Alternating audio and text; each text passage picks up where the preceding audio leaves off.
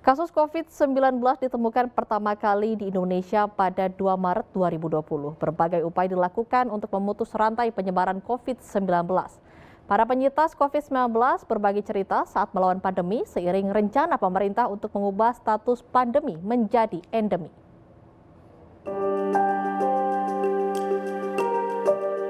Dua tahun sudah pandemi COVID-19 melanda negeri ini. 2 tahun pula Indonesia berjuang untuk melepaskan diri dari ancaman virus corona.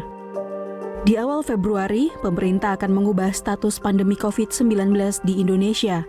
Rencana ini disampaikan Menteri Kesehatan Budi Gunadisadikin pada rapat terbatas bersama para Menteri Koordinator dan Sekretariat Kabinet pada 27 Februari lalu.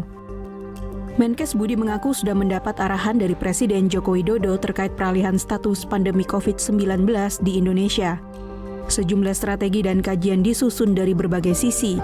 Tujuannya agar keputusan yang diambil dapat mengakomodir semua pihak. Kita sudah siapkan protokolnya, memang arahan Bapak Presiden agar diterapkan dengan hati-hati dan agar pertimbangan saintifiknya, pertimbangan kesehatannya digunakan secara berimbang dengan pertimbangan sosial, budaya maupun ekonomi. Tapi kami memahami bahwa tidak bisa hanya pertimbangan kesehatan atau saintifik saja yang digunakan, dan itu juga yang terjadi di negara-negara lain. Penyintas COVID-19 berbagi cerita saat berjuang melawan virus mematikan. Cerita tentang kondisinya saat terpapar varian Delta dan Omikron. Mahfud Effendi, seorang karyawan swasta, 2 kali terpapar COVID-19.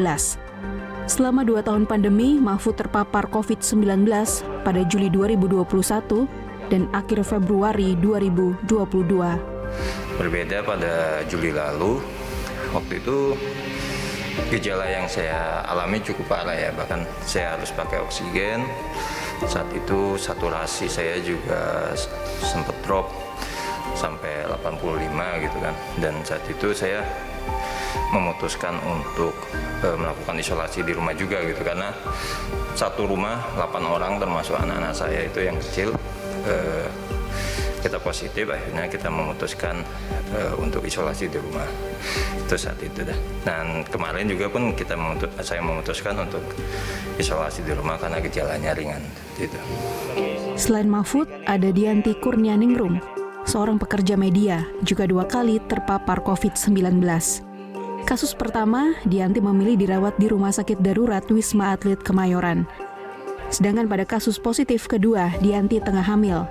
Sebagai kelompok rentan, Dianti memutuskan untuk isolasi mandiri. Saya bergejala, lalu ada konfirmasi positif dari beberapa teman kantor, akhirnya ada tracing. Dan disitulah akhirnya saya ikut tracing dan positif COVID. Pada saat itu saya belum menikah, jadi saya masih ada di kos-kosan karena saya khawatir akan menular kepada teman-teman yang lain, makanya saya minta dirawatnya di Wisma Atlet. Agar dapat hidup berdampingan dengan COVID-19, para penyintas meminta perubahan status pandemi menjadi endemi, diikuti dengan kesadaran masyarakat menerapkan protokol kesehatan dan percepatan vaksinasi oleh pemerintah. Sebastian Dimas, Seto Pratomo, JPM TV, Jakarta.